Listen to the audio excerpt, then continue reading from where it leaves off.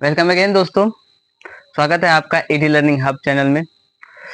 तो इससे पहले हम लोगों ने इससे पहले क्लास में पढ़ा था, जैसे एक प्रूफ हम लोगों ने देखा था। क्या जो प्रूफ था, F is equal to R/2, यानी फोकस जो होती है रेडियस ऑफ कर्वेचर की आधी होती है।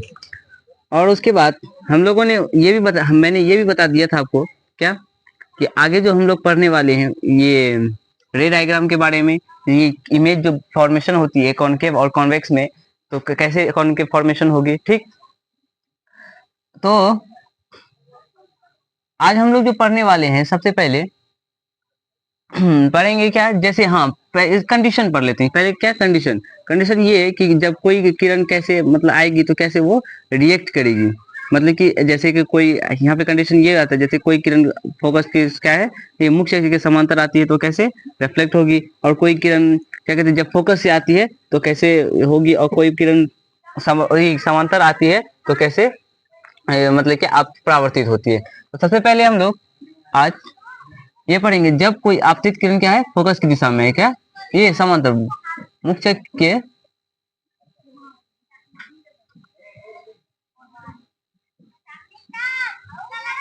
समांतर आपतित किरण,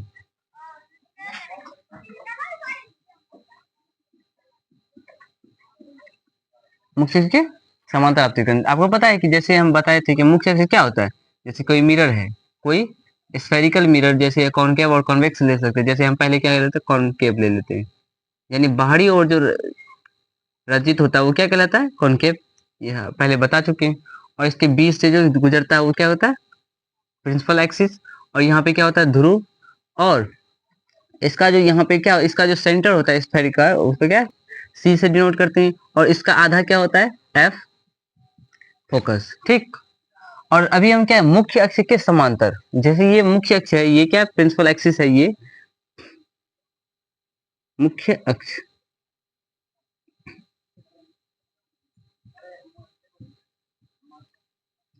मुख्य अक्ष के अगर समांतर कोई किरण आती है, ठीक, मुख्य अक्ष के जब समांतर कोई किरण आती है वो कहाँ से गुजरती है, फोकस से गुजरती है। कहाँ से गुजरती है?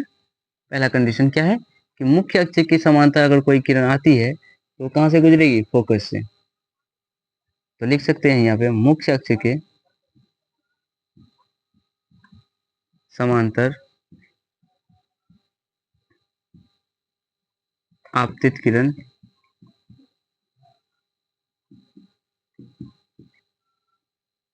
क्या होगी, फोकस से गुजरेगी। कहाँ से गुजरेगी,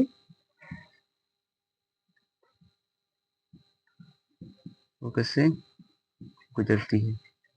ठीक है, मुख्य अक्ष के समांतर अगर कोई किरण आती है तो इसी को हम अगर कॉनकेव में अगर देख लें, जैसे कोई किरण है कॉनकेव, जैसे हम क्या करें, कॉनकेव मिरर ले लेते हैं। ठीक, और कॉनकेव मिरर का आपको क्या पता है कि अंदर वाला पार्ट क्या होता है, रजित होता है। और इसका एक प्रिंसिपल एक्सिस ले लेते हैं, और इसका यहाँ पे ध्रुव यानी क्या कहते हैं, पोल। और इसका यहाँ अगर सेंटर इसका अंदर होगा, सेंटर इसका अंदर होगा। अगर यहाँ सेंटर है तो इसका आधा क्या होगा, फोकस। ठीक,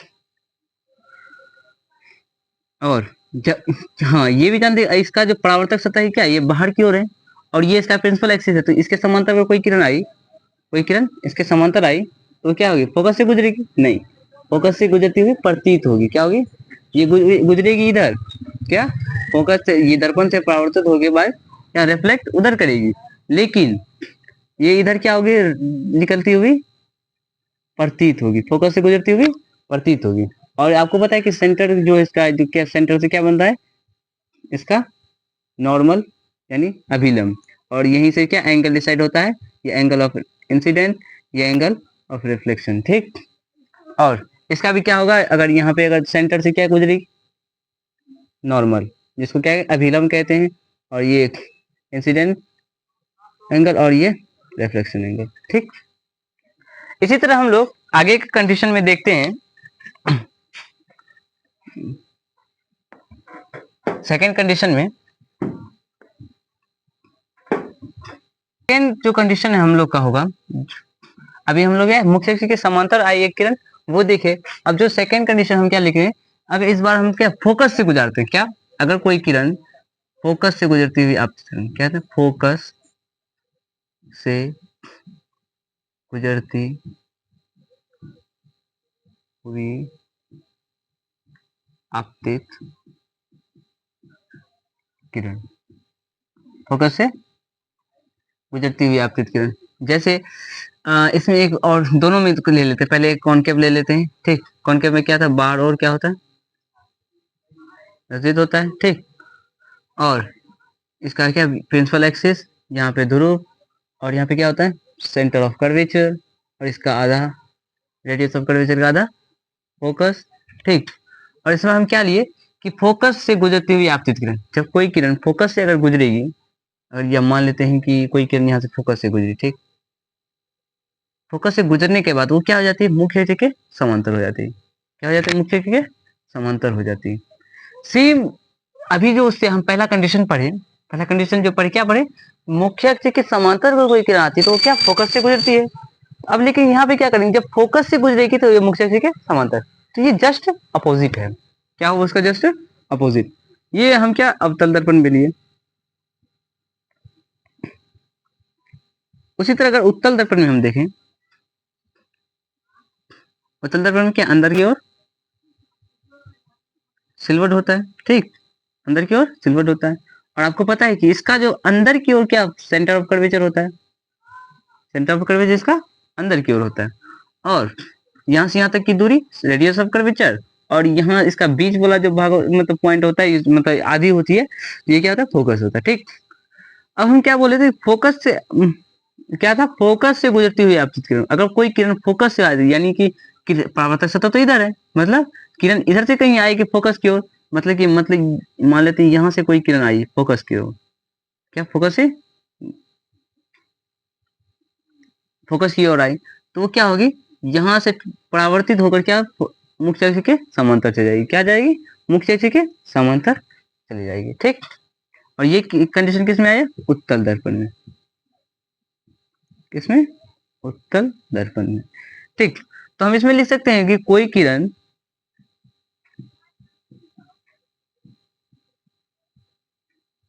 अगर,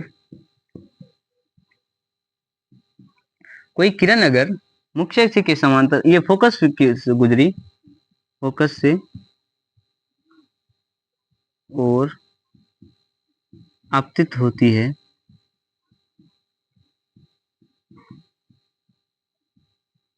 तो वह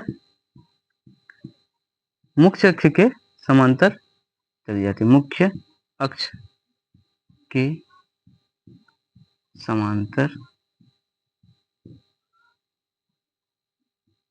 चली जाती।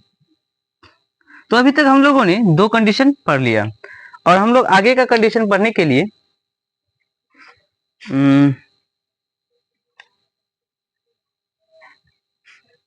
मिटाने वाला,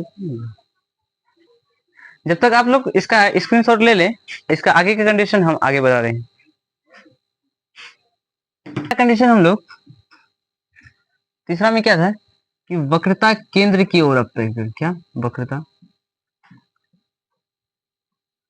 केंद्र की ओर आपतित किरण,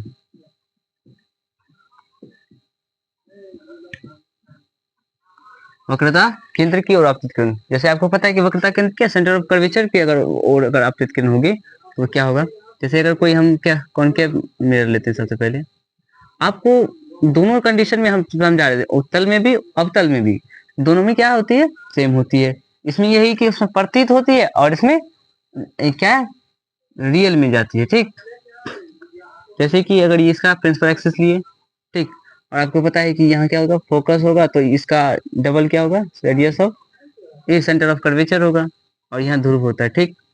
और ये कौन सा दर्पण है, अवतल दर्पण में, अवतल दर्पण में। तो हम क्या लिए, वक्रता केंद्र की ओर आपतित किरण, यानी सेंटर ऑफ कर्वेचर की ओर आपतित किरण होगा, यानी सेंटर ऑफ कर्वेचर कहाँ है, यहाँ। अगर कोई इसके हिसाब से अगर कोई आपतित किरण आती है, तो ये क्या कैसे परावर्तित होगी, इसका हम फोकस है ना छोटा कर लेते हैं, जिससे हमको आसानी होगी। जैसे यहाँ फोकस अगर लिए तो इसका सेंटर कहाँ लेंगे, यहाँ लेंगे, इसका आता है, ठीक। तो अगर इसके और अगर कोई आपतित किरण आती है, ठीक, तो वो क्या होगी, सेंटर से अगर कोई आपतित किरण होती है तो वो क्या, रिफ्लेक्शन उसी दिशा, जैसे अगर इधर से अगर आपतित हुआ तो वो परावर्तित भी उसी पथ पे होगा। जैसे कि आप उन लोगों ने प्लेन मिरर में पढ़ा होगा कि जब कोई 90 डिग्री पे, हाँ 90 डिग्री क्यों होगा, आपको पता है क्यों, क्योंकि सेंटर ऑफ कर्वेचर से जब क्या किरण आपतित होती है तो सेंटर ऑफ कर्वेचर क्या बनाता है, नॉर्मल बनाता है। ये आपको पता है कि नॉर्मल बनाता है, इसका मतलब 90 डिग्री बनाता होगा, ठीक।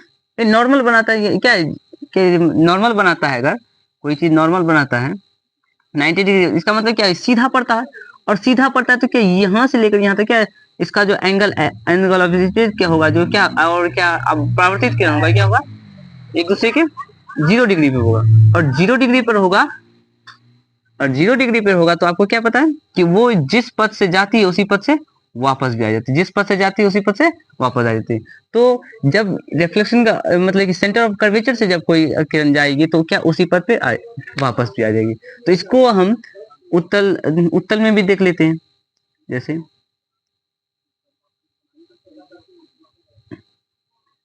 ठीक, उत्तल दर्पण पे इसका क्या फोकस यहाँ पे होगा और इसका सेंटर ऑफ कर्वेचर ये ले लेते हैं, ठीक। तो सेंटर ऑफ कर्वेचर ये ले लिए।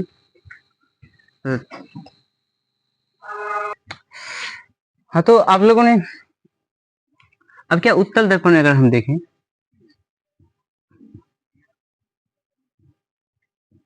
उत्तल दर्पण में वक्रता केंद्र की ओर, वक्रता केंद्र यहाँ पे, तो क्या कोई किरण कहाँ आएगी, इधर ही आएगी। वक्रता केंद्र जैसे यहाँ पे अगर इस से मिलाएं तो यहाँ पे आएगी, ठीक। अगर इसके ओर कोई मतलब क्या कोई किरण आए तो वो क्या इसी की ओर वापस भी चली जाएगी, ठीक। तो अगर यहाँ हम लिख सकते हैं एक चीज, वक्रता केंद्र की ओर कोई आपतित किरण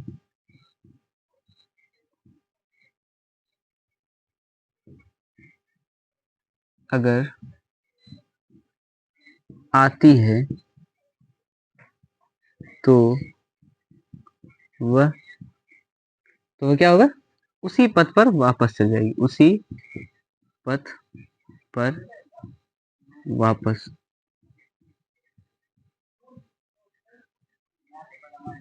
चली जाएगी, क्या होगी, उसी पथ पर वापस चली। और हाँ, अब उत्तल दर्पण में क्या उसी पथ से वापस चलती हुई प्रतीत हो जाएगी, ठीक। इसलिए उत्तल दर्पण में अगर क्या बीच में अवतल दर्पण में आती हुई प्रतीत होगी, वह उसी पथ पर वापस चली जाएगी, और उसी उत्तल दर्पण में क्या उसी पथ पर वापस जाती हुई प्रतीत हो जाएगी, ठीक। अब हम लोग आगे का पढ़ेंगे। और एक कंडीशन है, जब कोई किरण क्या होगा, पोल पर आके गिरे, ठीक। सॉरी, अगर आप लोगों ने इसका स्क्रीनशॉट नहीं लिया तो थोड़ा सा बैक करके आप स्क्रीनशॉट ले लीजिएगा, ठीक।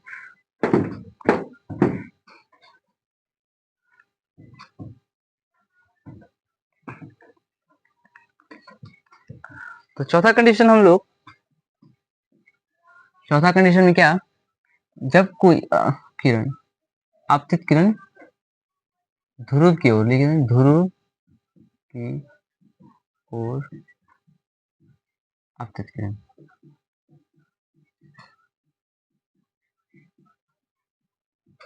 क्या करेंगे, ध्रुव की ओर अगर आपतित किरण होगा, ठीक। सबसे पहले क्या उत्तल दर्पण में अगर देखें ध्रुव की ओर कोई किरण आएगा, ये उत्तल दर्पण, ठीक। यहाँ पे ध्रुव, इसमें हमको फोकस की जरूरत नहीं है, फिर भी ले लेते हैं फोकस और सेंटर, ठीक। कोई अगर किरण ध्रुव की ओर आएगी वो क्या होगी, इस तरह चली जाएगी, यानी कि ध्रुव से अगर कोई परावर्तित होती है किरण आती है तो क्या ध्रुव से ही परावर्तित हो जाएगी। इसी को उत्तल में अगर लें, अवतल में लें, ये इसका प्रिंसिपल एक्सिस ले लेते हैं, और यहाँ पे फोकस, यहाँ सेंटर ऑफ कर्वेचर। और कोई किरण ध्रुव यानी पोल पर अगर कोई किरण आती है तो क्या उसी पर रिफ्लेक्ट हो जाएगी, ठीक। तो यहाँ तक हम लोगों ने आज आज इस वीडियो में हम लोगों ने सीखा कि कोई किरण मुख्य अक्ष के समांतर आती है तो कैसे वापस जाएगी, कोई फोकस से आएगी तो कैसे वापस जाएगी, और कोई किरण वक्रता केंद्र की आएगी तो कैसे वापस होगी, और कोई किरण ध्रुव ध्रुव पर आएगी तो वो कैसे रिफ्लेक्ट करेगी। तो आज हम लोग इसी पर अपना क्लास को समाप्त करते हैं। और आपको कोई कंटेंट में कोई भी कमी नहीं दी जा रही है तो इस चैनल को लाइक और सब्सक्राइब जरूर करें। ठीक है, मिलते हैं अगले वीडियो में आप लोग से। थैंक यू, धन्यवाद।